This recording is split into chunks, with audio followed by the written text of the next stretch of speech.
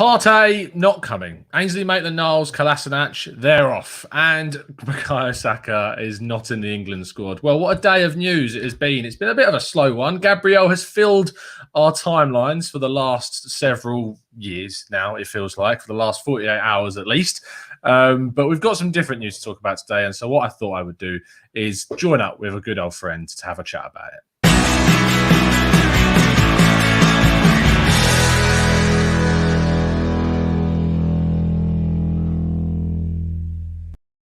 Mr. Judges, how are we, my friend? I'm good, thank you, Mr. Canton. I'm all good, all good. Because when I said good old friend, that wasn't descriptive, by the way. No. I understand that. Like, you know, I am old compared to you. I'm loving this. This is great already. It's like a therapy session. No, there's lots of news. Before we do go into it, just to get your thoughts, I'm not expecting you to know everything about Gabriel as a player. I'm not expecting to have watched every minute of him. But are you kind of, just as a quick reaction, are you happy that we're signing a centre-back on top of what we've already got? Yes, definitely. I think we need to sign central defenders. That's been my biggest key. I'll be honest. If we get when we got William, not that excited because it will improve us. But for me, it was always about the central midfield player, holding midfield player, and defenders and certain players. We needed central defenders. We need it to improve the whole lot. And if you look at it now with Saliba, Gabriel in that mix, and Mari as well, that's three better players than what we've had. So for me, it's a great move. What I know about Gabriel, listen, I'm not claiming to be in the know and whatever. I was told a few weeks ago that Gabriel was going to be coming to Arsenal. And I looked into the situation and had a little look at him. And when you watch TV clips, you can never be sure. But he looks the real deal, Tom. You know, that's what he does. He looks the proper player. 6'3", powerhouse, pace. Looks like he can win a tackle. I know, like, you know, tackling has changed completely in the game of football now. But I think all of a sudden, I don't want too much pressure put on Saliba as well at 19 years of age. But what you've got is two big, strong central defenders with pace. You look at all the top teams in Europe, they've got that. And what else I think it makes it look really good, Tom, is that I think Gabriel's 22, 23 coming up, and Saliba 19, Tierney's 23. Whoever I think, you know, like it looks like Maitland-Niles is going to go now. So Bellerin 25. That's a defensive unit that's going to grow, and I think that's the main thing, really. You know. Yeah, we'll kind of move on to the defensive unit as a whole when we talk about the players that might be leaving, because there's someone that I kind of thought would be in that group that isn't necessarily going to be in the future, but. We move on from that. The main news today is surrounding Thomas Partey. Arsblog has tweeted out something which has scuppered our ITK brothers and sisters out there who were so set that Partey was going to be joining us. And it looks like he isn't. The latest info is apparently his wages are a bit of a stumbling block. He's demanding over 200 grand a week. We've known consistently for a long time the only way he leaves Atletico is if Arsenal pay the £45 million release clause, 50 million euros, and that just didn't really seem like a viable option in today's market and with Arsenal's financial restrictions. Is it how do you react to this news, and is it ultimately a surprise that we're not going to see him coming? Well, I don't. Is it a smokescreen? You don't know. There's a lot of things going on. I think that if what I personally do when this transfer window's come about, I just sort of switch off from it all and just take it all with a pinch of salt, see what happened. I think it's true when everybody always says, you know, when they put the shirt on or they're showing the shirt, that's when you know. And so until that happens, it's not. Look, it's plain and simple. And I think that when you look into the terms of it all with the Partey thing, is there is a release clause. If you're prepared to break that release clause, then you've got a chance of signing these players. But they're not going to come cheap, Tom. It's as simple as that. Look what Chelsea are doing. Chelsea, are buying some top players, but they're not cheap. And so Arsenal have got to go down that route again. Now, I think Arsenal would be mad unless they've got it they've spoken to him. See, football's changed now with all this. You know, you can talk to players before it can be agreed and things like that. That was never used to be the case, unless they've spoken to him and he said, "Look, I only want to come to Arsenal." That then puts Arsenal in a different position where they can then say, "Oh, to maybe Atletico, look, you know, we're going to go looking for somebody else." I think is it Thiago's been sort of mentioned as a possible sort of.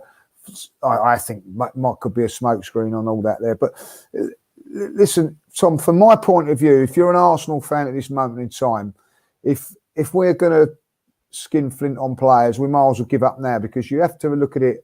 Look what Chelsea are doing. Look, how are we going to be able to compete with Chelsea? We can't, you know, £90 million players. We've got to be, I think, cute in the transfer market. You know. My feelings are that, you know, I'd love to see someone like Jack Grealish at the football club, but when figures of 80 million are being spoken, there is a line, and unfortunately Arsenal's line is a lot lower than Chelsea's and Man United's, and so be it. So we've got to be very, very shrewd in the market, which I think is what we're doing with the likes of Gabriel and Saliba, for instance. You know, so. I don't think it's completely off yet. I think that, you know, listen, if a player really wants to come to the club and the stumbling block is wages, you've only got to look at what Mikel Arteta done when he left Everton to go to Arsenal. Wanted to come to Arsenal and was prepared to not take as much to get his dream move. So there could be a little thing in it of saying to him, well, we want you to come, but we can't afford the £200,000 a week on top of a hefty transfer fee, because I think they've tried to negotiate with Atletico to try and get it cheap, but they're not going to. Tom, why would they? You know, if you're selling a pair of trainers for £70 and they're worth £70, you ain't going to go to. I ain't going to come along and go, I'll give you £50 for them, and you're going to go, oh yeah, great, and when you don't really want to sell them, you know what I mean? Like, and I think you know that's the case. Pay up the. And honestly, in today's market, is 45 to 50 million a bad deal? I don't know. For what you need, I think it's a great it's a bargain. When you look at players going for 60, 70 million, 80 million, you know, someone like Harry Maguire went for 80 million last year. You know, if you're getting someone like Partey for 40, 50 million pound, come on, that's a bargain. Yeah, I still think it's a bargain, 100%. It's just still a lot of money in context for Arsenal to pay for one player. And I think that we've seen with the amount of links to different players that Arsenal want to sign players in multiple positions. They want to sign a player like Partey. They want to sign a creative player in the midfield. I think they would like to sign another sort of offensive player in a wide area as well. And to do all those things with the money that they've got, even with the possibility of seeing players leave, is going to be tricky. And obviously, as you said, the release clause has to be paid up front. It can't be negotiated into segments. And I mean, as you said there again, Atletico do not have to just basically bow to our will and say we're not gonna accept this, and you're gonna have to play the release clause, which sucks for us because he's a great player and I've wanted him for a long time. But it's a case of you have to stump up the money, and as you say, I just don't see Arsenal doing that this season. Well, they can do when they sell players like Maitland-Niles. So I said that yesterday. I said that if we're selling Maitland-Niles, it makes no sense for us to not reinvest that and then bring Partey in. That's what I would find frustrating. Exactly right, and I would find that very, very frustrating if we're selling Maitland-Niles and then we're not buying nobody. You know, we've bought Gabriel for 27 million.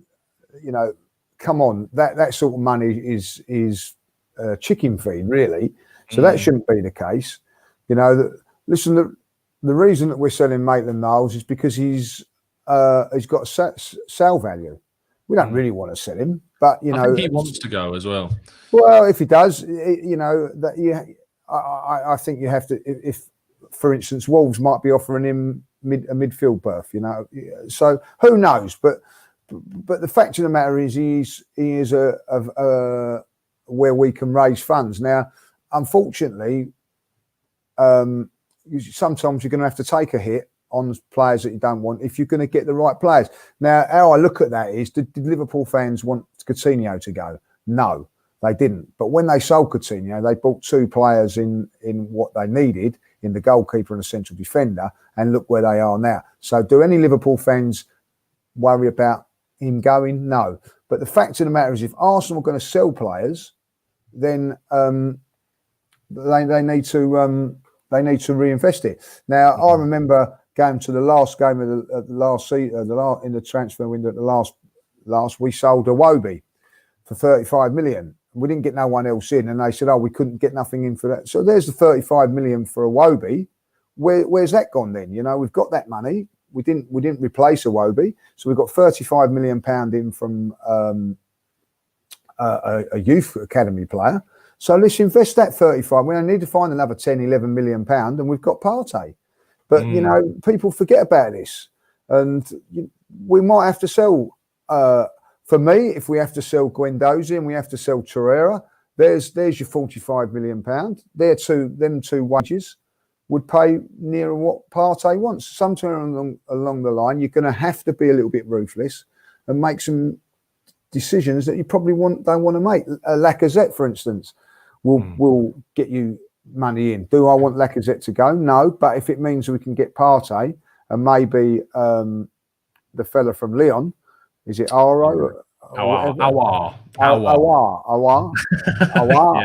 If we can get him, Awar. Then I want to get Kenny Ken saying that so bad. Yeah, that'd be good.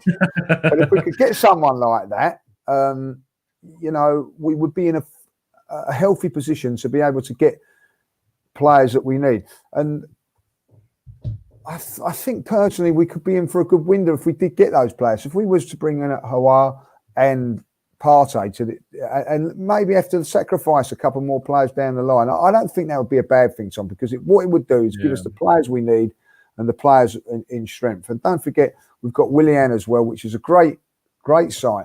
Willian is a great signing anyway, but he would be an absolute blinding signing on the top of Partey, Gabriel, Aouar, and players like that. We'd be all very, very pleased. Now, we would be spending half the money that Chelsea would have spent, but we've got a good chance of competing in the top 4. If we don't buy these players, you know, the top 4 is all done and dusted as it is, you know, because Liverpool, I don't think, even if we got all of those players, Tom, I don't think we could compete with them at this moment in time on a 38-game basis. I think on a one-off we could. The same with Manchester City. Manchester City have already spent nearly 100 million already. And what Chelsea are doing. So Manchester United will spend, guaranteed.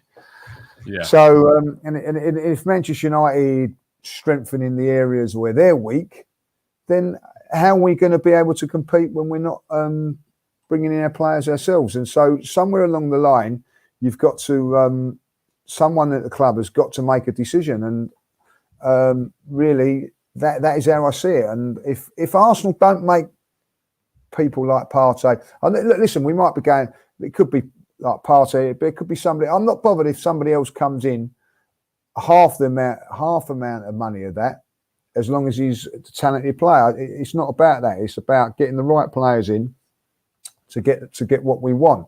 Now, if that costs us 10 million less, then I'm happy about that. You know, as I said, we would really like Grealish. I'd love Grealish, but you know, I mean, Aouar is 40 million pound cheaper than him.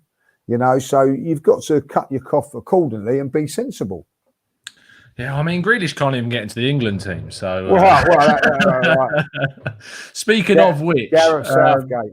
I did want to let you rant a little bit. The other bit of news that's dropped today is, of course, about the England squad being announced. And once again, we're not seeing any England players feature. And there's two schools of thought to the England squad with me. It's like, obviously, as an England fan, and although it pains me when you have to celebrate or muted celebration of a Harry Kane goal during a World Cup, although if it had just squared it to Sterling, we might have been in the World Cup final. But in terms of like England, it's a good thing that they're not selected because of injuries, and you're thinking they're protected from that. But you'd like to be able to support some of your Arsenal lads in the England team, and it's just natural for you to want that. And I just think that when you look at what's available to them, not selecting a left back is the only argument that there's a serious one for Saka not being there. But for me, I felt that Saka kind of not trailed off, but just wasn't included towards the end of his time at Arsenal this season. He didn't play in, obviously, the cup final from the start. He didn't play in the semi-final from the start. He didn't play in a lot of the games towards the end of the season from the start. And maybe that's the reason why that Gareth Southgate didn't choose him. But are you surprised he didn't get a call-up when the likes of Greenwood and Dyer and Winks all got selected? Not with Gareth Southgate, to be honest. I think, you know what I mean? Not a fan. Yeah, he's a clown, as far as I'm concerned. A very lucky clown that he's got into a job that, you know, he shouldn't really be in, really, but he's got there. Ultimately, England will fail because of him. Yes, Saka should probably... Look, when you look at things, let's be honest. Eric Dyer is in the squad. And I think to myself, right, okay. Right. Oh, God. But Holding has done much better than him this season. Not got a look in. Saka has been outstanding for us up until the last part of the season. For whatever reason, you know, you would think to yourself, right, if you've got a player coming in, or you rate, you get him into the squad. Like, he's got other players come into the squad, even if they've not been playing. He's put them into the squad. Why not put Saka into the squad if he sees him as a future player? You know, Jack Grealish doesn't get a look in. He's been the best, you know, player in that position this season. You know, Maddison's not really had a look in under it, like, you know. And then, you know, Jordan Sancho, for instance, got into the England squad. Whether he's a good player or not, that's immaterial. But he got in a year ago when no one knew what he was, nowhere near at the level of Saka. Nowhere near at the level of Saka. But because of the potential of what he's done, he's into the side. And I feel there's always been a little bit of a stigma with England players for a very, very long while. If you look back, going back into the 80s and all that, the best right-sided player in the country for 2-3 years was a player called David Rocastle. Have a look how many international caps he got, Tom. Hardly any. Right, you know, Ray Parlour in 1998, when we won the double and was the best team in the country, was Arsenal's player of the year in front of Dennis Bergkamp, Nicolas Anelka, Patrick Vieira and players like that. Darren Anderton was preferred to in the World Cup, who only played 10 league games that season. There's a trend, you know, and you can go on and on and on about it, like, you know. And for me, 1990, we just won we won the league the season before with Tony Adams, Nigel Winterburn, Lee Dixon, Steve Bold, in our back four with John Lukic. You know, I hardly conceded a goal. Not one of them went to the World Cup, Tom. Yeah. You can go on and on and on. So it doesn't surprise me. And that is why I don't support England. I never have done and never will do. You know, I don't get excited about England games. And for me, great that they're not in it, because it means that they're all nicely rested for when Arsenal met. And that, to me, is what it's been like, you know. And my dad's was the same. And has never followed England because of it. You know, he's always said the same. He said, like, you know, players like Geordie Armstrong didn't get a look in for England, and he says, like, he's one of the best ever players that's played for Arsenal. Yeah, you can go on and on and on. Yeah, no, and I completely understand. There's a lot of people out there would turn around and be like, "How can you not support England or whatever as an Englishman or whatever, or an Englishwoman?" And I completely have empathy for those that choose not to, because and some people will laugh when they turn around to me and they're like, "Would you rather Arsenal won the Champions League or England won the World Cup?" And I said, much rather England won. I'd much rather Arsenal won the Champions League, because I just have a much stronger connection with my club than I do with the national side. I'd rather Arsenal win the Community Shield than the World Cup. Honestly, that, you know what I mean? League Cup or whatever. Any trophy, Arsenal over England, anytime. Fair play. Consistency is something that England have lacked of late, for sure. Getting back to the club then, there are a number of players that look like they could be leaving. Not as many as some people may have liked, but the most concrete ones we have at the moment, which is ironic because rumours have it that he's going to be in the squad tonight to play MK Dons, is Ainsley Maitland-Niles. Advanced talks have been reported by Sky with Wolverhampton Wanderers. Are you surprised that Arsenal would let him go, or is it actually fairly predictable that Arsenal would have let him move? Well, I think it's a difficult one. I think that, for me, if I had the choice, I'd sell Bellerin in front of him. If I'll be honest, as more sell on value. I just feel that with Maitland-Niles, he can play right back and he can also play as a wing back. I think that he probably plays a wing back role better than Bellerin. But maybe, and this is where football has changed. So maybe they can't sell Bellerin, so they've had to sacrifice someone that they can sell. And this is unfortunate. It does happen. We've sold players before to make us stronger.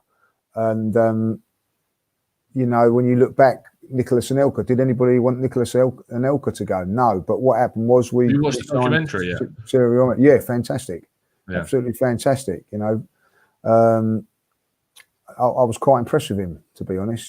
So listen, he was the best teenager I've ever seen play football for Arsenal, and I thought him and Fabregas were awesome for kids. But potentially Nicolas Anelka would have been, who knows, better than Thierry Henry. I don't know, but the fact of the matter is we lost him when we got Thierry Henry. So there's always something. Hopefully, there's a plan. And I think that when you think about it, you've got Cedric there, you don't bring in Cedric and then not make him third choice, Tom, because ultimately that's what he would be, So I think that it's a difficult one for me, but I think there is a lot of value. If we get £20 million for a squad player, Tom, and that then gets somebody else, whoever it may be, you've got to back the manager and the club on that one, I think, really. Mm-hmm. And Kolasinac is the next one, being linked with moves back to Schalke. We bought him in on a free. Any money we can get for him is a plus. Any money we get for him a plus, but more importantly, the wages would be off the table as well. 100 grand plus. So that 100 grand plus could go to somebody else, i.e. Thomas Partey or someone. So this is good business. Don't worry about how much you're going to look. If we get 4 or 5 million for him, that's paid for his wages over the last couple of years, and you just cut your losses and move on. I don't think he's been the player we hoped he would be, if I'll be honest.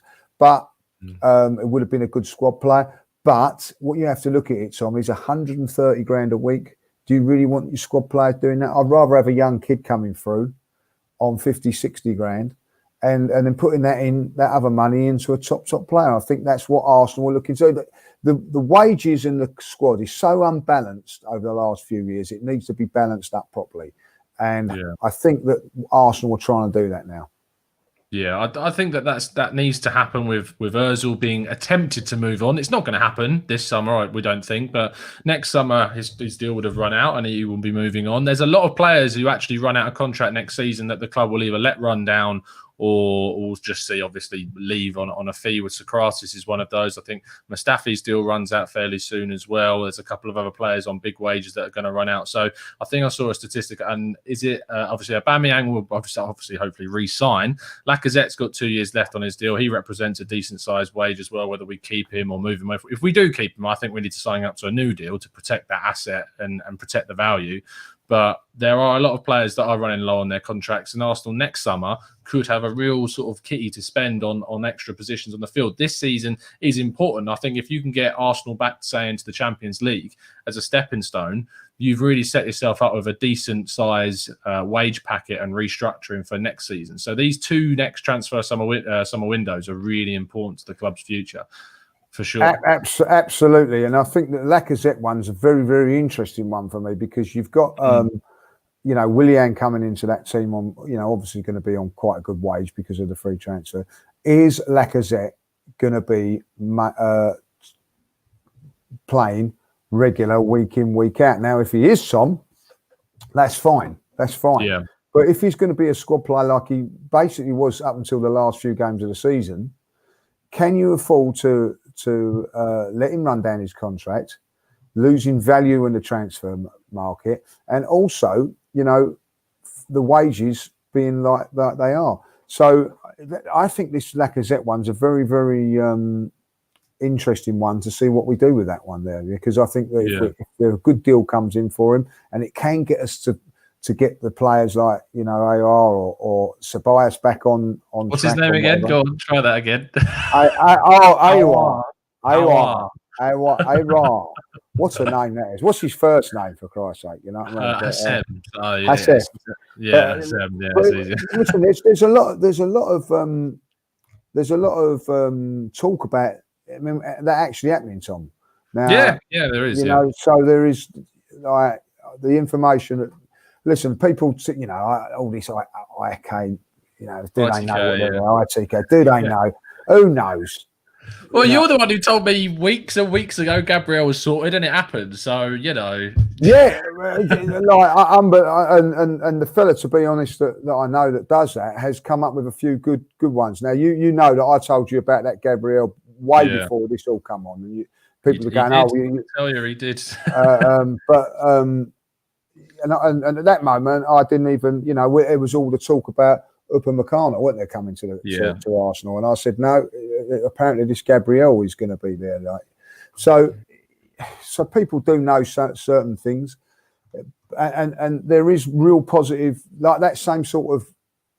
The fella that told me about Gabriel has not actually come out and said, right, he's definitely coming, but he has said that there is interest. There is definitely interest in him.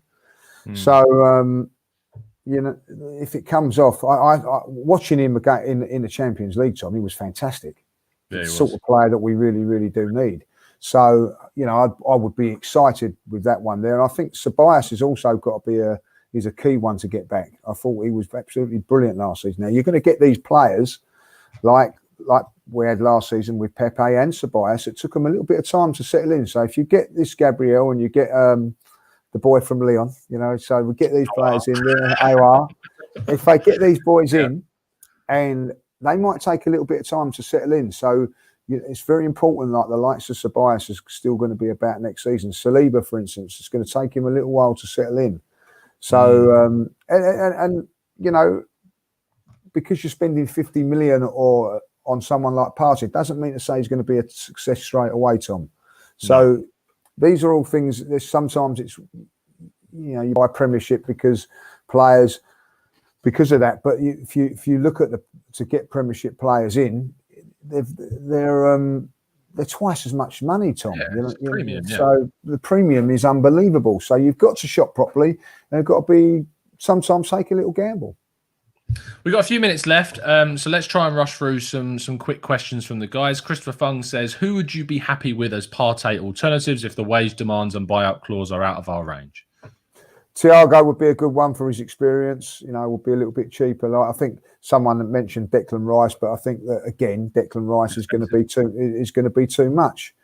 Decore at Watford would maybe someone that I would like to see, somebody of that nature.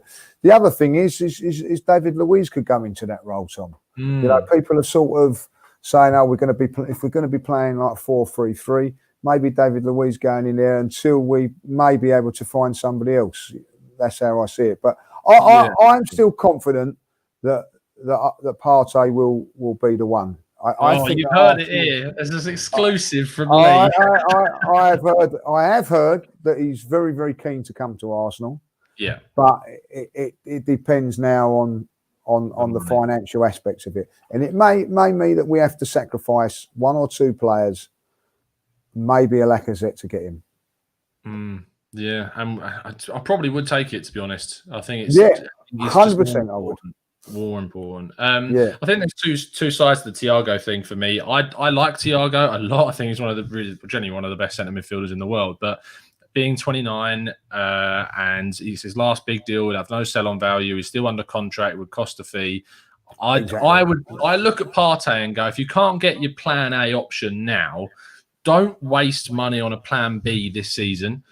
Spend the money in other areas of the pitch, like another centre midfielder in a creative sense, possibly a wide player, maybe a right back at this stage, and then next summer, then put the money and the finances into getting your top end centre midfielder for that position. I just don't see the point. I totally agree.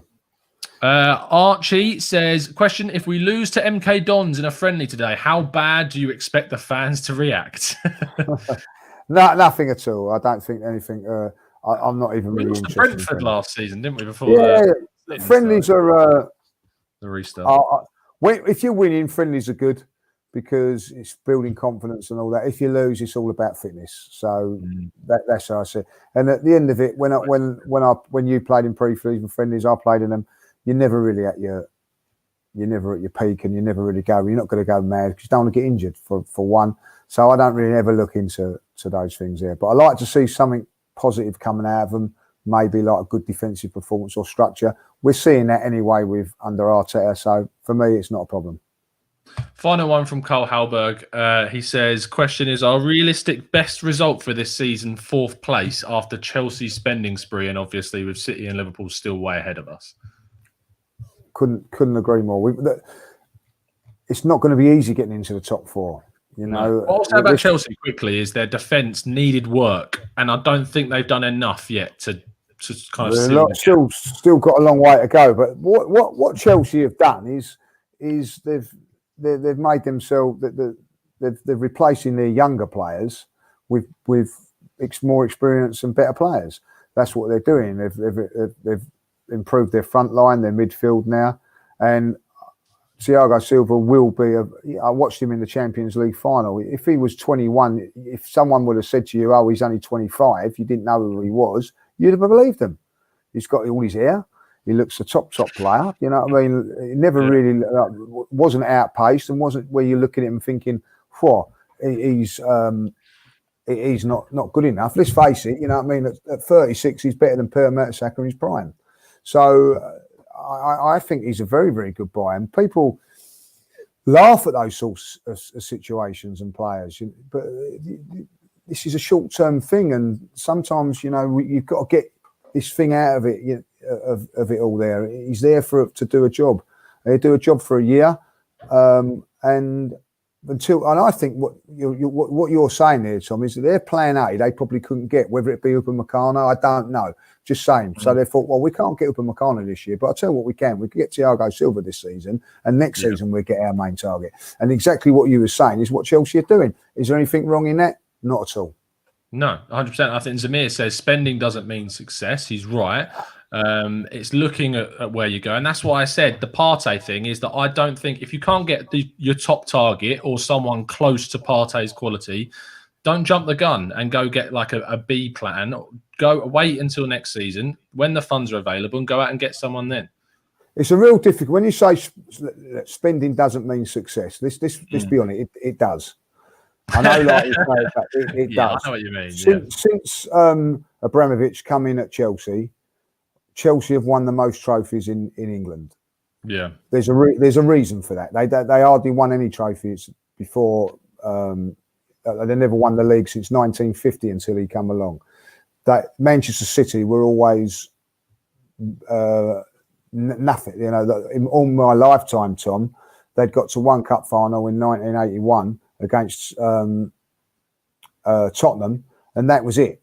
Now all the oil money's come in, they are where they are. So it certainly helps, but you've got to spend that money wisely. But with that, Tom, Chelsea have made some blunders along the way, some big blunders. Exactly. And this is the problem. Why? Manchester City have wasted £50 million on John Stones. £50 million on John Stones. 35 million on Mangala. Yeah. Otamendi, they spent a lot of money on as well. Like, you know what I mean? Arsenal can't afford, as a football club, we can't afford to spend £50 million and it be a waste. So it's a big, when you're going to spend £50 million, we have got to make sure it's going to be right. These clubs like Manchester City, when they say, we're spending, don't really matter. Well, okay. He hasn't worked out. We're going to get somebody else. And that's the way it is with him. Manchester City, by the way, have got to spend a lot of money somewhere along the line on an Aguero replacement, because at this moment in time, they was up here, and because of him now missing games, and so they've come back into the pack. So that where Chelsea could actually overtake them at this moment in time. So they're going to have to pump up their money, and they will. So when they say spending doesn't matter, it does to a certain degree. Yeah, for sure. I 100% agree with you in that sense. I think it's obviously the way you spend money. And with Arsenal as situational, as you said, Arsenal's spending needs to be success. It can't be risks like we see with the other clubs. But it's about how smart you are in the market. And maybe that's why we've had this streamlining of the recruitment department. And hopefully this more stat-based method of looking for players works in our favour. But we'll just have to wait and see. Thank you, Lee, for taking time. No problems at all. Tell people where they can find you and what you've been up to and what you're going to be up to in the Arsenal scene. Obviously, Lee Mark Judges, and obviously that's on Twitter and also on Instagram. A lot more on Instagram these days, Tom, because it's not so nasty. Really? Like, you know, so yeah, more friendly. So if you're following me on Twitter and not Instagram, get on Instagram because I'm on there a little bit more. Obviously, the same old Arsenal. I'm doing that, and obviously, like when I'm invited on the Gooner Talk, which is always enjoyable. That sounded like a dig when you're invited. You're always invited. Oh dear, mate. Yeah, well, I mean, we do have an Instagram account, but it's not really that great. But follow it. It's the Gooner Talk. No, I tell you what, Instagram's so much more. I just think it's so much more friendly. It's more. You know, I think Twitter can be controversial. People want to put things up controversial. When you're on Instagram, you know, it's normally photos and it's all like a little bit more happy-go-lucky, you know. So I quite enjoy that. I don't like all the grief. Fair enough. Maybe we'll get some shots from the golf course a little bit later on. Maybe. As long as you beat Mr. Fane, it's all good. Yeah, it's always good. We'll speak to you guys very, very soon. Please follow us at the Gooner Talk TV. Drop the video a like and subscribe to the channel if you're new and turn those notifications on so you never miss a show. Make sure you check out the game a little bit later on. It's on Arsenal.com, 6 o'clock against MK Dons. We'll be doing a reaction to that tomorrow morning, most likely. But other than that, it's been a pleasure to speak to you. And as always, up the Arsenal.